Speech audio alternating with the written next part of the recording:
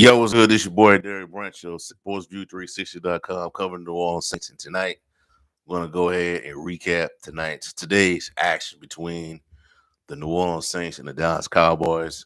Saints advanced to 2-0 on the season by a blowout victory over the Dallas Cowboys by a score of 44-19. It's their second straight week where the team has scored over 40 points in the game. A lot of people are coming off of this game, pretty shocked by the outcome. Impressive performance by the Saints, man. A lot of people in the next 48 hours are going to be eating crow. A lot of people out here apologizing. I've just listened recently. I watched. I watched Colin Cowherd's live stream. He was talking about the Saints and the Cowboys game, and all of a sudden he backtracking on what he said, a few weeks ago about Dennis Allen, being the first coach to be fired. Now he's saying things like the Saints got like 8 to 10 Pro Bowlers on it, and if you give Derek Carr a good offensive coordinator, he's gonna be a really good quarterback, and all that stuff he went through with the Raiders. Like, duh. We've been saying that, man. We've been saying that stuff about Derek Carr in the offense, man. But it is what it is, man. Don't change them now. And that's what a lot of people are gonna be doing, changing up. But this game, man, nobody expected the Saints to win it, But even though it was a thing according to the betting lines out there, it was like a minus. They had the Cowboys winning -6.5 point favorites to win the game. But Saints came through and just demolished the Cowboys, man. Demolished them from start to finish in that game. There was no point in that game where you felt as though the momentum was shifting. And if it was, if you felt it as though it was trending that way, the Saints would go ahead and take it right back. It's just that simple. But I'm just go ahead and recap the stats of the game, starting with the Saints on the offensive side. Derek Carr was 11 to 16, 243 yards, 2 touchdowns, 1 interception, QBR over 125. On the ground, Alvin Kamara had 20 carries, 115 yards, averaged 5.8 yards per carry, 3 touchdowns. Long as it was a 15-yard. Jamal Williams, he had 8 carries, 39 yards. Long as it was an 11-yard run. Average 4.9 yards per carry. Hit Taysom Hill at 3 yards, 18. Rashid Shaheed had 3 yards, 13 yards. 3 carries, 13 yards. Receiving, Rashid Shaheed led the team with 4 catches, 96 yards, and 1 touchdown. Chris Olave comes with 4 catches, 81 yards, no touchdowns. Alvin Kamara had 2 catches, 65 yards. Defense, Alontae Taylor was the lead tackler. He had 9 total tackles. 2 tackles for losses. Pete Warner had 8 tackles. Demario Davis had 8 tackles. 1 pass defense. Kool-Aid McKinstry 5 tackles. One pass defense defended. Carl Granderson 5 tackles. 1 solo. 1.5 sack. 2 QB hits. Paulson Debo 4 tackles. 2 pass defended, and an interception. 1 interception. Will Harris 4 tackles. 1 pass defended. Chase Young 4 tackles, half a sack, 1 QB hit. Tyrann Mathieu 3 tackles, 2 pass defended, 1 interception. All right, man. Dallas, they did a really good job with this team, with the Cowboys, man. Really good job defending what the Cowboys do best. Pretty much they held Dak Prescott in check. Dak was 27 to 39, 293 yards, 1 touchdown, 2 picks, sacked 3 times, had a QBR of 53.3. On the ground, pretty much didn't do nothing. Rico Dowdle, 7 carries, 30 yards. Ezekiel Elliott, 6 carries, 16 yards. Dak had 2 carries for 12 yards. Deuce Vaughn had 4 carries for 11 yards. Receiving, C.D. Lamb had 4 catches, 90 yards, 1 touchdown. Jalen Tolbert, 6 catches, 82 yards, no touchdowns. Luke Schoolmaker, 6 catches for 43 yards. Rico Dotto, 4 carries, four receptions, 29 yards. Brandon Cooks, 2 catches, 19 yards. So, man, good game by the Saints. Good game by the New Orleans Saints today. In regards to the takeaways, I'm just pretty much impressed by the way the Saints continue to come out aggressive in these games. He didn't come out, coming out there. He didn't go out there, looking passive or try to be too conservative or, what I'm saying, not, try to show your limitations by, relying heavily on the running game. But you came out there, aggressive for the most. They're looking like a team that, wanted to win the game. They wanted to make a statement in the matchup. You know what I'm saying? So I just think that you know, the balanced approach works. You know what I'm saying? It works. You got like in the previous game against Carolina, you got multiple wide receivers involved. Chris Olave got involved more than what he got involved last week. Um, Rashid Shaheed was heavily involved in this game. Taysom Hill was heavily involved in this game. He left with a chest injury. Excuse me. Um, Foster Moreau was involved in this game as well. He had a touchdown, but it was called back due to a penalty. But I like how the Saints are coming out with a balanced approach in this game. I like the way they've come out and not really rely on one side, rely on one or two players to get the job done. You know what I'm saying? It wasn't one wide receiver, taking up 12 and 15 targets, 12 and 15 catches. It wasn't, giving the running back 25 carries for, 180 yards. It was a balanced approach. It's a very, unpredictable offense right now. You know, and the crazy thing about it is that Mike Zimmer hired Clint Kubiak to be his offensive coordinator when Mike Zimmer was the head coach of the Minnesota Vikings. That was Kubiak's first job as an offensive coordinator, was the Minnesota Vikings when Mike Zimmer was a head coach.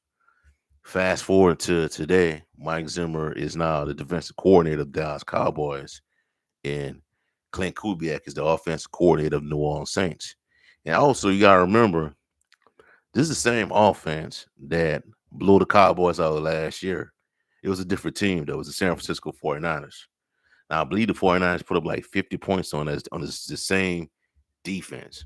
This time, last year, the defense was ran by Dan Quinn, you know? So it's a lot, it's a lot crazy how things work. It's a small world, so good job overall, man, by the team, bro, and on especially the offense. My number two takeaway number two, they neutralized Michael Parsons. Michael Parsons could not get anything going this year, in this game. Could not get anything going at all. I know a lot of people were concerned about how, they were going to position Michael Parsons going against the Saints offensive line. You know, that wasn't really an issue. That wasn't even an issue because whenever he tried to do something, they double teamed him. Guys like shoot, who that was? Jawan Johnson, he helped out. He was huge in this game from a blocking standpoint. I think even who that was? I think Rashid Shaheed assisted in blocking Michael Parsons. So he couldn't on Derek Carr in this game. Stats to see what Michael Parsons did. Parsons only had 3 tackles, no sacks, no quarterback hits, no tackle for losses, no pass defended, none of that. He was just not a feature in this game. He was not a feature at all in this football game. They pretty much took away the threat of Micah Parsons. Real talk. Also, CD defending CD Lamb, I thought they did a really good job defending CD Lamb, and that's without not having Marshawn Lattimore in the game. They did a really good job. And I said this last week, a few days ago. I felt as though if you take away CD Lamb, who the Cowboys really had that could really hurt the Saints? Who did the Cowboys really have? I mean, Brandon Cooks is not that is a good receiver, but he's not that guy that we know where we. He's not the guy that we know over the years when he was with the Saints or when he was with the Rams. Clearly not that player. So they did a really good job of taking away the things that the Cowboys do best. The Cowboys really don't have a running game right now. They don't have a running game. It's just pretty much Dak and CD Lamb. Blake Ferguson, the tight end, he didn't play today. You know what I'm saying? So they did a really good job of taking away the best um capabilities of the Cowboys on both the offense and defensive side of the football. It's just that simple. Micah Parsons wasn't a factor, and Brandon and CD Lamb wasn't really a huge factor in that game, despite that touchdown that they did give up. Now what the Saints did, they let the Cowboys move the ball on them in this game, but when they got to the red zone, they did a really good job of forcing a four down. A lot of they neutralized that offense to just field goals. And if we're being honest, a few of those field goals shouldn't even happen because the Saints. There was a point in that game where the Saints forced a turnover down in the red zone, almost came up with a recovery, but Dallas got the ball back. So they did a really good job of defending that offense. They really did. Despite the yards that they accumulated down the field, it was the way Dallas moved the ball against their defense was very methodical. But they did a good job of preventing touchdowns. They did a really good job of preventing touchdowns. And I just knew that those two hits that they put on the Dallas receivers, the hit that Will Harris put on I believe it was CD Lamb, and I can't recall the other player, but Tyron Matthews came in there like a missile. And I just knew that those flags was coming. But they didn't. They didn't call the flags. It's pretty much a good game that the Saints played today in regards to penalties. They didn't really Saints didn't really get hit with too many penalties in this game. And I thought the referees want to throw the flag when that Will Harris hit that he had made and the hit that Tyron Matthew made. I just knew a flag was coming, but refs didn't call anything. So that's really good right there. That was huge. You know what I'm saying? So good game, man. Good game overall, man. Ain't a whole lot I can say. You know what I'm saying? But it is what it is. Number three, takeaway number three. I'm gonna go with Alvin Kamara, man. Alvin Kamara had 4 touchdowns in this game, and it could have been 5. But he had 3 on the ground, 3 rushing touchdowns, one receiving touchdown that I think pretty much blew the game open for the Saints in the first half. And the dude didn't wash, man. This goes to show you that Alvin Kamara was not washed. The way people were saying, man, it was just his numbers dipped because of circumstances. His numbers dipped because you had a bad offensive line, you had a bad play calling, you had quarterbacks that didn't really know how to use him the proper way. So his numbers dropped.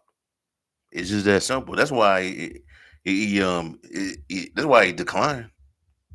He had bad his numbers dropped. It wasn't because he's getting older. And the age had nothing to do with it. Because Alvin Kamara has never been a bell cow running back.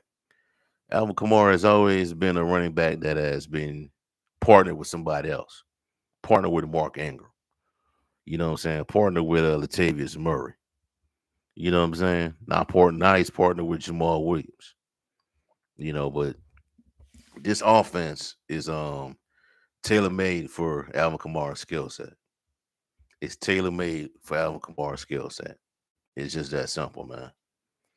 But Alvin Kamara really performed well today. He ran for 115 yards on the ground, and I believe he had two catches for 65 yards. So good game by Alvin Kamara. He probably is the offensive player of the week. If we're being honest.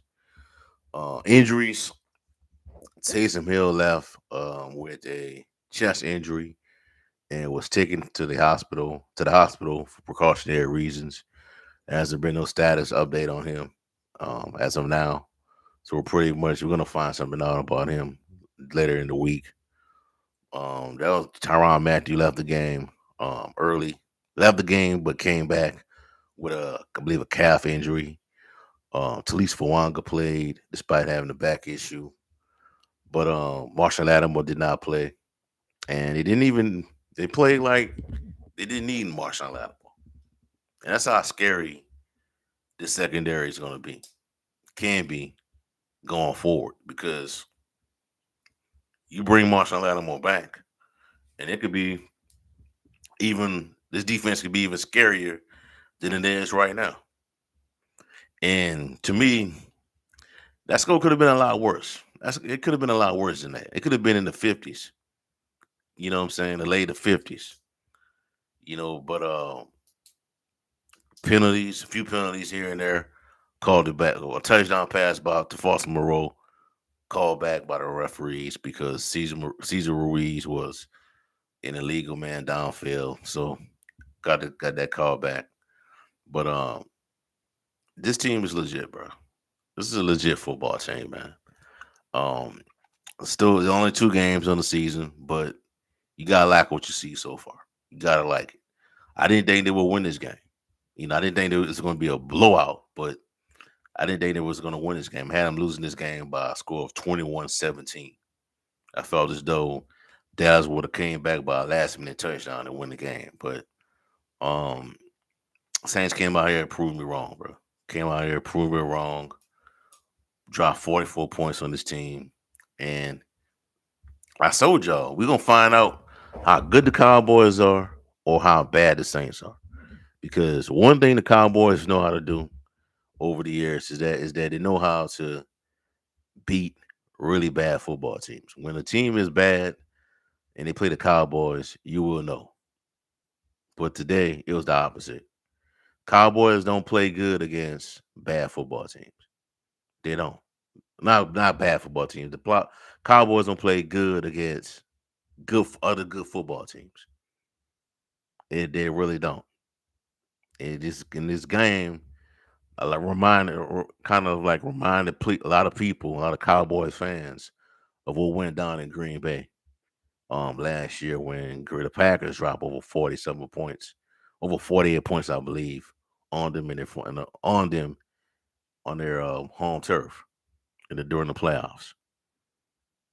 You know, so